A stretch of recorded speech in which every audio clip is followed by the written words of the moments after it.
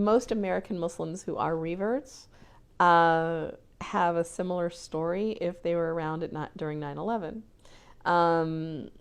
where you're kind of like, who are these people and why did they do this? And you start Googling it, and like in my case, I'm pulling it up on the computer because I'm seeing it on TV. Islamic terrorists. And I'm like, what is Islamic? I mean, what is Islam? And the funny thing is, I knew Muslim people. I had Muslim friends, but you think it's like Christianity, Jewish, Judaism, Hinduism, Buddhism, and Muslimism. I didn't know the word Islam. I really didn't even know the word Islam yet. And this was 2001, the day of September 11th. Yeah, because my son was at school. I was at work. We left everybody. We just shut down work. And I came home because I got a notification my son was going to be coming home. So I get on the computer. I thought he was in 5th grade. I thought he's going to have tons of questions, right? So I better start looking this up. If he asks, who did this? Why did they do this? All this. I need to have all this information, right? So I'm looking it up online. What is Islam? And the first thing that pops up, and if something else had popped up, I may not even be Muslim right now. Literally, the thing that popped up the first thing I clicked on, the first link I clicked on, what came up on the screen was like, you ever see The Simpsons where it's like that cloud and it says The Simpsons comes out of the cloud? It was sort of like that, only what came out, it says Islam = peace. Islam equals peace. I was sitting at my kitchen table, and right over my laptop is the TV in the family room, and I'm watching the towers falling for like the 50th time, and that they've repeated it on CNN. And I'm like, that doesn't look peaceful.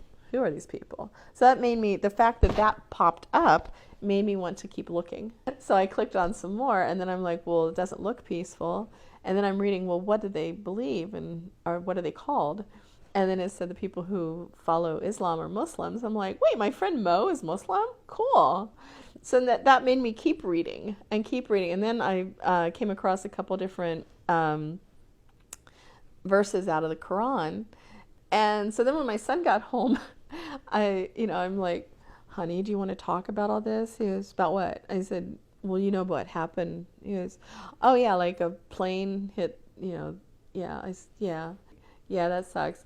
Can I go over to Keith's house and sure, play basketball? All right. I just kept reading. I was fascinated. And I'm like, well, what do these people actually believe? It said, that they pray to God, and God in the Arabic is Allah, but it's the same God as Jews and Christians pray to because it's an Abrahamic religion. I'm like, okay, so it's sort of like a branch. Okay, cool. I was in Morocco for a while, and I went to a Catholic church in Morocco and opened up a Bible, and it was in Arabic. Wait, I'm looking, and I said, wait, that says Allah. Because I recognized what Allah looks like in Arabic. I don't read Arabic, but I know I can recognize some of the words. And I said, that says Allah. He goes, well, yeah. I said, but it's Catholic. It's Christian. He goes, yeah, but this is an Arabic-speaking country. I said, wait, so Christians in Arab countries say Allah? He said, well, yeah. Why would they say God? That's an English word. Like, oh, okay. I kept reading, and I'm like, well, I pray to God. I don't pray to Jesus. I'm like, well, then do they believe in Jesus? And so I'm reading like Islam and Jesus, and said they believe that Jesus is the greatest of all prophets, that he will come and judge the living and the dead on Judgment Day, and all these things that Christians believe. And I'm like, well, what the heck's the difference? This seems like a part of Christianity. Is there any difference other than the scarf? And a lot of Christians wear scarves. You go to like South America, women are wearing headscarves to get, to go into a Catholic church. I don't wear it very much in public unless I'm going to be at a Muslim event. If it's going to be all Muslims, then yeah, I wear a headscarf. If I'm not going to be around Muslims, I still dress, modestly. I don't, wear short skirts, or, I wear long pants and long sleeves and loose garments, but I won't wear a headscarf because people are cool with a tunic and leggings and my long, beautiful hair flowing, but I put it in a bun and wrap a scarf around it, and suddenly I'm a terrorist. So, like, really? Come on, man. I went to High University and Reynoldsburg High School, and I'm as much Ohio as anybody else here. I had a guy come up from behind me, and I didn't even see him. And he came up from behind me, and he said, I had to defend effing terrorist whores like you in Afghanistan. I start to turn my head to see, because I didn't even know he was there. I have my shopping cart headed toward my car, and I start to turn around. As soon as I do, he takes, my head and just bashes it down, and those little bolts that stick up, it hit and went like that and cut me.